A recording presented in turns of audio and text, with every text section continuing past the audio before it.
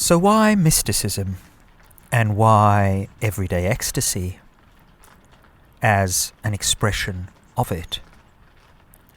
Evelyn Underhill, a fascinating and slightly forgotten figure who did so much to popularize mysticism in the early 20th century, defines it as, quote, experience in its most intense form. My offer to the listener in this manifesto is simple. Wouldn't you like to have a taste of this intensity? Wouldn't you like to be lifted up and out of yourself into a sheer feeling of aliveness? If so, it might be worthwhile trying to learn what is meant by mysticism and how it can shift, elevate, and deepen the sense of our lives. Mysticism is not primarily a theoretical issue. It is not just a question of an intellectual belief in the existence of God as some kind of metaphysical postulate which can be affirmed or disputed. Rather, mysticism is existential and practical. It is, and this can serve as a rough and ready definition, the cultivation of practices which allow us to free ourselves of our standard habits, our usual fancies and imaginings, and see what is there, and stand with what is there ecstatically. This manifesto, then, is about trying to get outside oneself, to lose oneself, while knowing that the self is not something that can ever be fully lost. But one can try. What I am calling ecstasy is a way of surpassing the self, of being held out there, outside the confines of your head, and the feeling of delight, pleasure, or glee that accompanies that experience.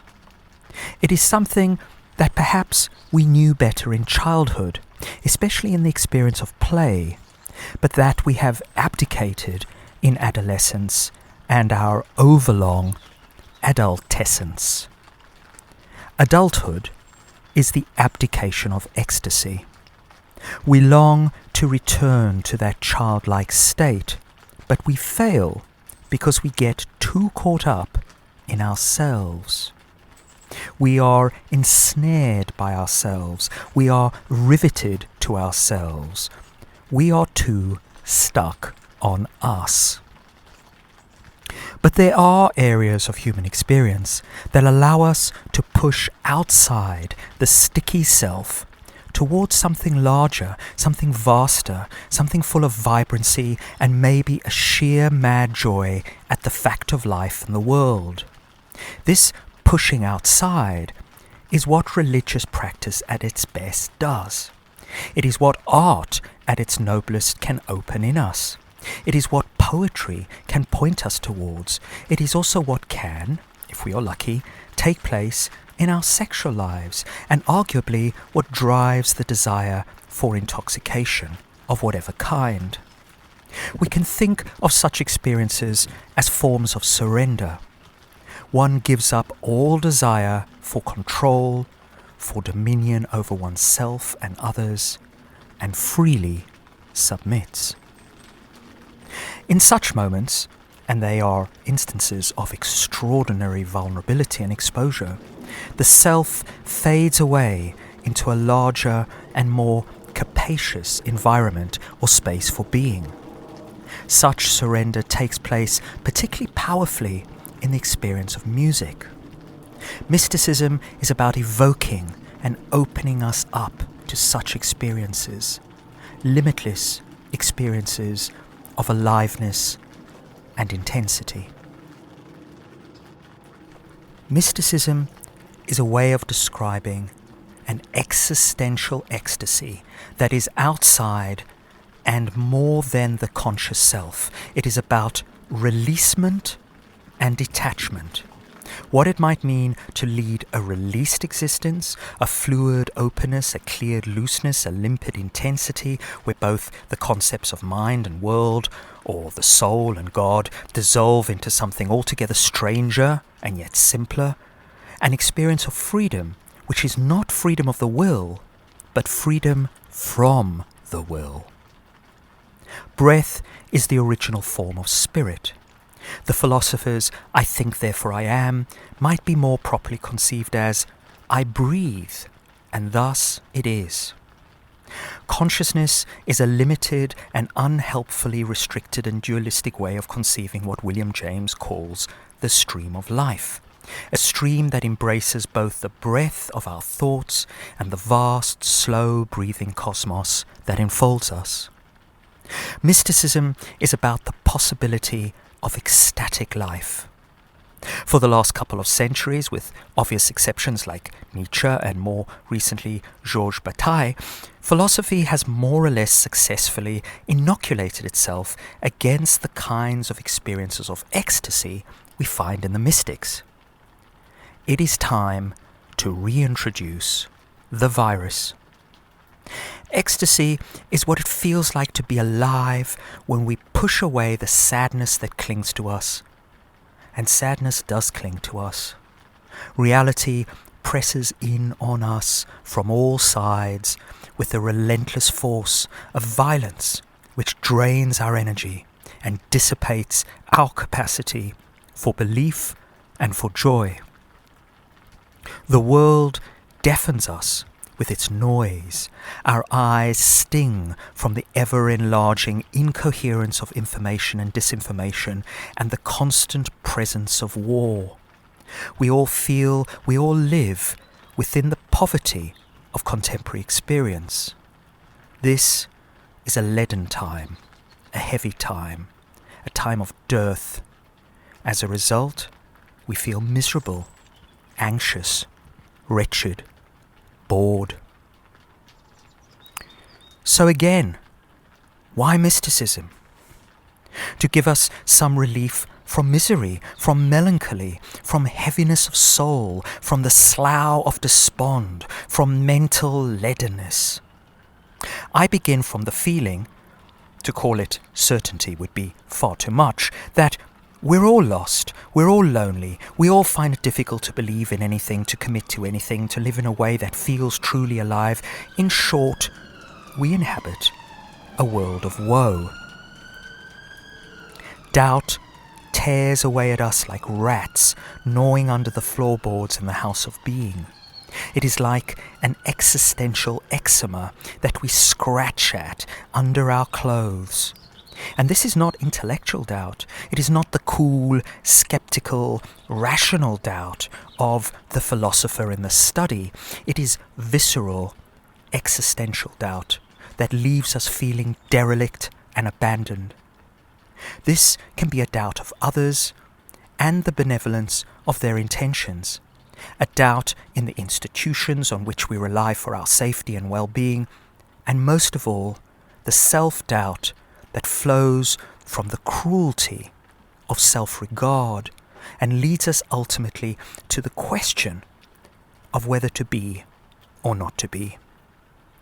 Doubt kindles our suspicious intelligence and at the same time extinguishes our capacity for love. Take Hamlet. And for argument's sake, let's say he's the most intelligent person we could ever imagine meeting or even being.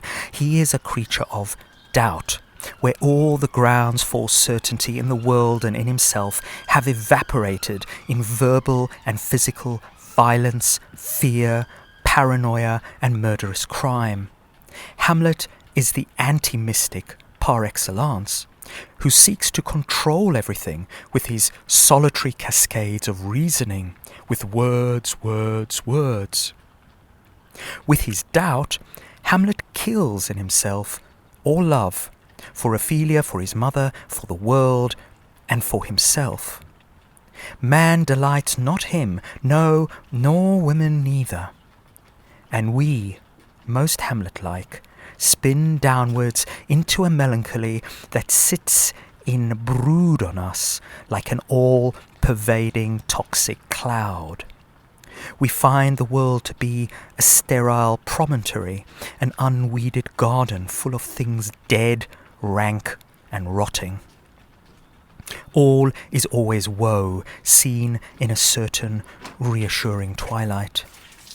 Misery never lets you down.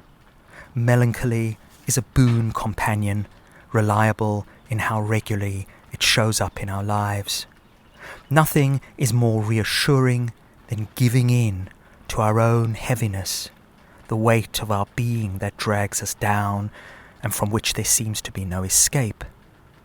As Hamlet's endlessly chattering soliloquies attest, there is even a perverse consolation in feeling tragically riveted to oneself.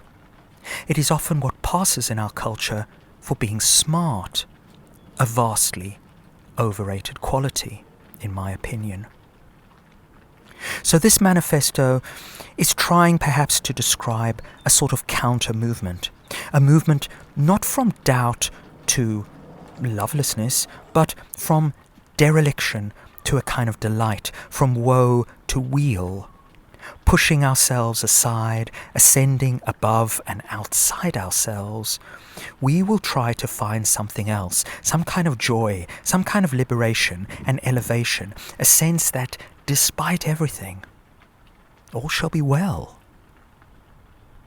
For T.S. Eliot, the writing of poetry is an intolerable struggle with words and meanings, where words won't match with meanings, and meanings belie the words that seek to express them. Words slide, meanings slide, but the aim of his poetry is to point towards a stillness, a still point in the turning world, an experience of incarnation where time and timelessness intersect. This point, which is only expressible in the language of negation, antithesis, and paradox that Eliot borrows from mysticism, lies outside words and therefore outside poetry.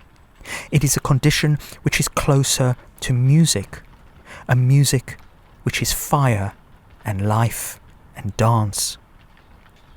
We know that the modern world is a violently disenchanted swirl shaped by the speculative flux of money that presses in on all sides.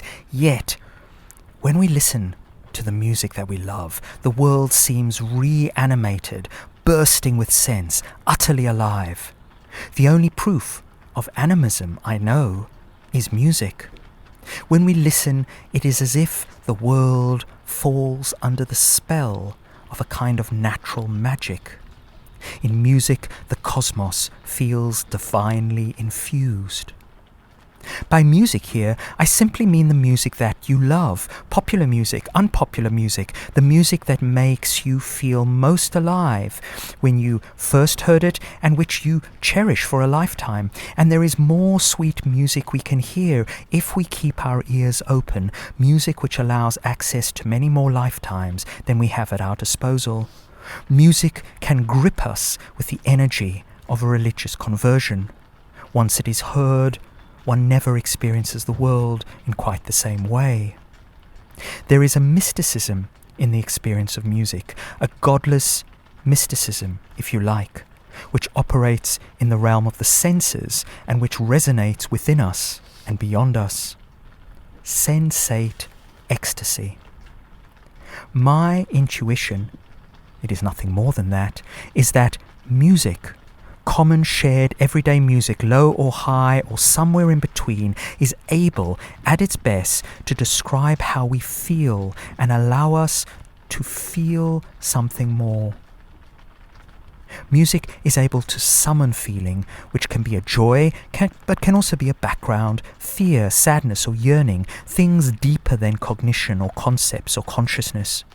We might think of this as participation in what Julian of Norwich, calls kindly substance, an empathy which is beyond words, but perhaps their precondition.